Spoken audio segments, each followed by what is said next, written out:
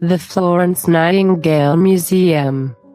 The museum is opened in memory of the English nurse Florence Nightingale, who came to Istanbul in 1854 for taking care of the Turkish and Allied soldiers of the Crimean War. The hospital was at the Selimiye barracks, and now the room in the northwest tower has been turned into a tiny museum since 1954. The exhibits include Florence Nightingale's personal belongings, photographs, certificates, medallions, and the bracelet that Sultan Abdulmajid presented to her. Besides the museum, you can also visit the British cemeteries nearby the Army headquarters.